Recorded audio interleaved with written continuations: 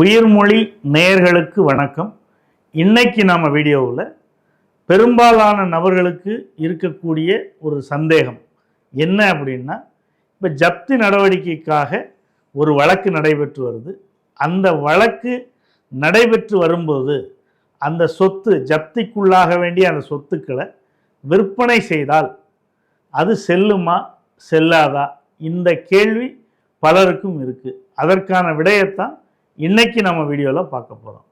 இப்போ வழக்கு தாக்கல் செய்கிறதுக்கு முன்னாடியே அந்த சொத்தை வித்துடுறோம் அப்படின்னா அது சட்டப்படி செல்லும்.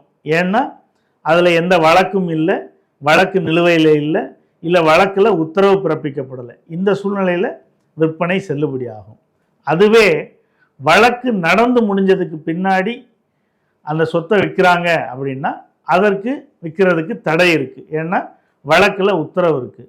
ஒருவேளை வழக்கு பெண்டிங்கில் இருக்கும்போது அந்த சொத்தை விற்கிறாங்க அப்படின்னா அதுவும் சட்டப்படி செல்லாது. Transfer of property act section 53 படி, அதாவது சொத்துக்களை விற்பனை மாற்றம் செய்வதற்கான தடை சட்டம், அதில் பிரிவு 53 இந்த மாதிரி சொல்கிறாங்க. இது வழக்கு நிலுவையில் இருக்கும்போது நீங்கள் எக்காரணத்தை கொண்டும் அந்த சொத்தை விற்பனை செய்ய முடியாது அப்படிங்கிற விஷயத்தை தெரிஞ்சுக்குங்க. ஏன்னா அப்படி நடைபெற்ற விற்பனை செல்லாது அப்படின்னு பல்வேறு தீர்ப்புகள் இருக்குது அப்படிங்கிற விஷயத்தை தெரிஞ்சுக்குங்க.